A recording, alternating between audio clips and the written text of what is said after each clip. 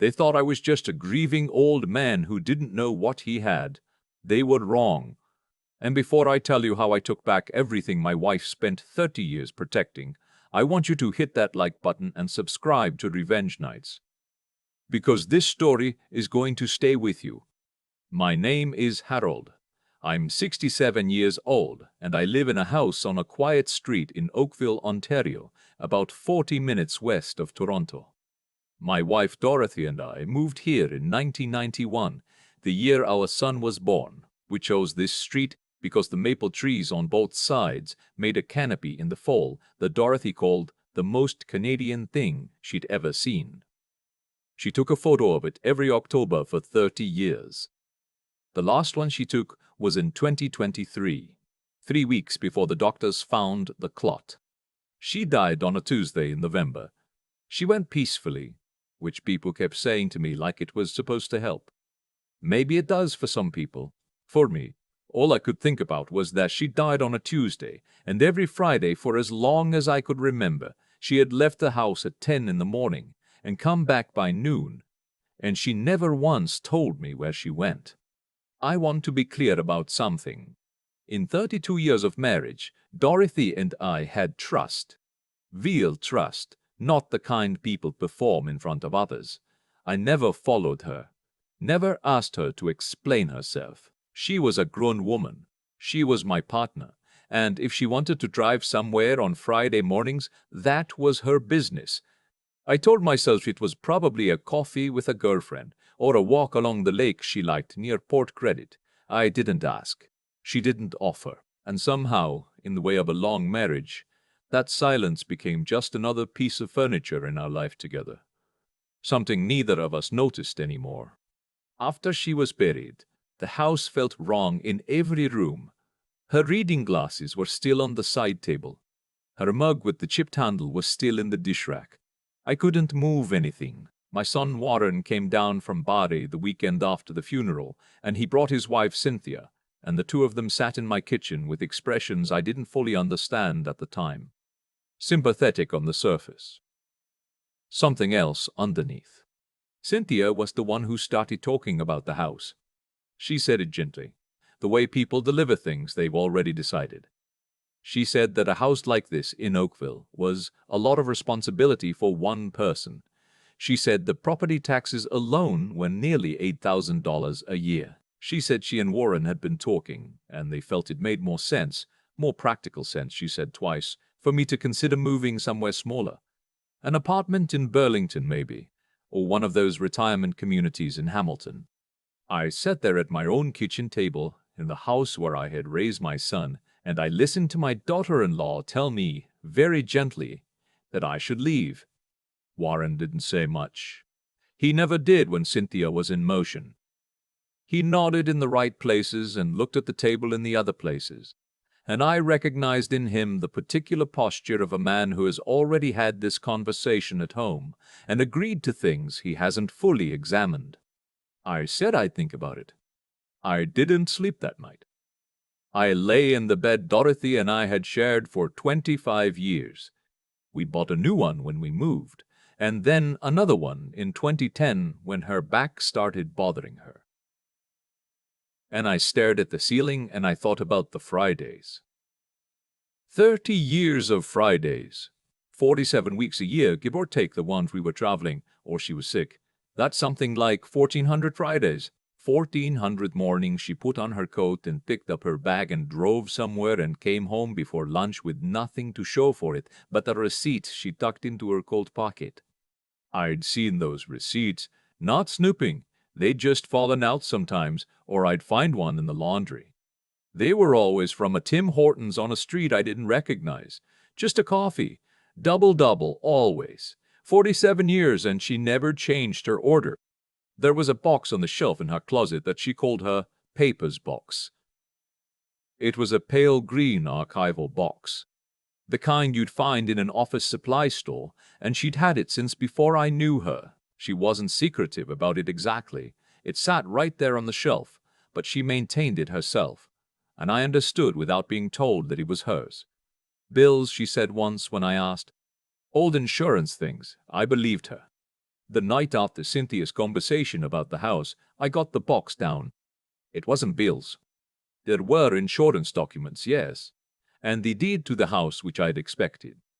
But there was also a folder, a plain manila folder, held shut with an elastic band, and inside it was a set of documents from a financial institution I'd never heard of.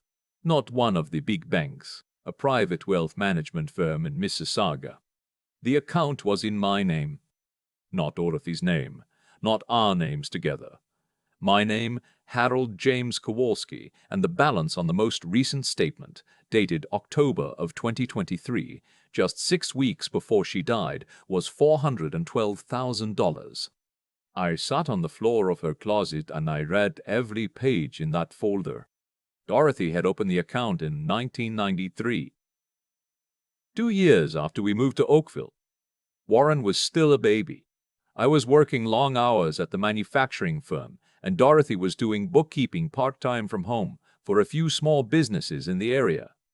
I knew about the bookkeeping. I didn't know that for 30 years she had been quietly, methodically, every single Friday, taking a portion of what she earned and depositing it into an account that she had set up entirely for me. Not for us, for me. There was a letter at the back of the folder, handwritten on the pale blue stationery she'd used since I'd known her. It wasn't dated. It didn't begin with Dear Harold or anything formal. It just started the way she always started things, in the middle of a thought, as if she'd been talking to me all along. I know you'll find this eventually. You'll always find things when you're looking for the wrong thing.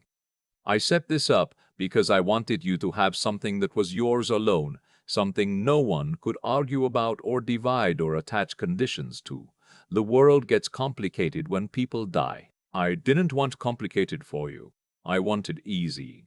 This is the easiest I could make it. The advisor's name is Patricia. She's been expecting you. I read that letter 4 times on the floor of the closet. The 5th time I read it, I was sitting at the kitchen table with a cup of tea I didn't remember making. Patricia turned out to be a senior advisor at the firm in Mississauga. When I called the number on the statement, the receptionist put me through without a pause, as if she already knew who I was. Patricia did know. She told me Dorothy had called her the previous spring, before anyone knew about the clot, before any of it, and had updated my beneficiary information and left instructions for exactly this phone call. She was very organized, Patricia said. Yes, I said, she was. The account was mine, clean and simple, with no legal complexity. Dorothy had structured it carefully over the years to avoid probate. And because it was in my name to begin with, it passed to me directly. Patricia walked me through it in a 2-hour meeting the following week, in a quiet office off the QEW, and by the time I drove home I understood that Dorothy had been managing this account the way a silent partner manages a business, carefully, patiently, without credit or recognition, entirely for someone else's benefit. The week after that meeting, Warren and Cynthia came back. This time they had printed something. Cynthia had printed information about 3 retirement residences in the Hamilton area. She slid them across the kitchen table the way you slide a proposal across a boardroom table, and she talked about quality of life and social engagement and not having to worry about maintenance. Warren sat beside her and did his nodding. I let her finish. Then I asked them a question I already knew the answer to. I asked Warren if he knew that the house was fully paid off, had been since 2018, and that Dorothy and I had owned it outright for 5 years. He said he knew. I asked if he knew that because his mother had handled our finances her entire adult life. The property taxes were paid automatically from an account set up for that purpose, and there was enough in that account to cover them for another 12 years. He looked uncertain. I asked Cynthia very quietly whose idea it had been to suggest I move. She said it was a joint decision. I told them I wasn't moving. Cynthia shifted in her chair and said something about the size of the house, about it being a lot for one person, and she used the phrase future planning in a way that made it sound like she was doing me a favor. I told her the house had been in my wife's plans for a very long time, and those plans were still in effect. They left shortly after, not angry exactly, unsettled. I think, if I'm being honest, that they had expected grief to make me soft. A lot of people expect that. They see an old man alone in a big house and they think the sadness has hollowed him out, made him pliable, made him ready to sign things and agree to things and be grateful for the help. Dorothy had known better. Dorothy had known me well enough to know that when the time came, I would need something solid to hold on to. She had built that something over 30 years, one Friday at a time. And she had left me a letter at the back of a folder telling me it was mine. I called a lawyer, not the lawyer Warren had mentioned in passing once. A guy from his office, very reasonable, but my own lawyer, a woman named Sandra, who had helped us with the house sale back in 1991 and whom Dorothy had apparently already spoken with. Sandra was not surprised to hear from me. She told me Dorothy had called her in August. We went through everything, the house, the account, the small RRSP Dorothy had kept separately, a savings bond from 1998 that I'd completely forgotten about. Sandra helped me update my own will, establish powers of attorney with someone other than Warren, and document the account with Patricia, clearly in a way that left no room for future argument. I am telling you this not to be dramatic. I am telling you this because there is a thing that happens sometimes in families that nobody talks about at funerals. The body is barely cold, and the calculations begin. Who gets what? What is fair? What was always understood? I have seen it happen to neighbors, to colleagues, to a friend of mine whose 3 children showed up the day after his wife's memorial with a real estate agent they'd already called. These things happen. They happened to me. What also happened to me was Dorothy. In the months after I met with Sandra and Patricia, I started to understand something about my wife that I hadn't fully understood when she was alive. I had always known she was careful with money. I had always known she was air-conaced, methodical, quiet in the way she carried out her plans. What I hadn't understood was the scale of the foresight. 1,400 Fridays. 30 years. She had watched the world, and she had watched our family, and she had watched the way things can go wrong between people when property is involved, and she had decided, without fanfare or announcement, to make sure none of it could touch me. She loved me in the most practical way I've ever seen, not with grand gestures. With 30 years of Friday mornings and the Tim Hortons coffee and an envelope she tucked into a pale green box on a shelf in her closet. Warren called in February. Just him, no Cynthia. He asked how I was doing, and I told him honestly. We talked for a while, longer than we had in years. I think something had shifted between us.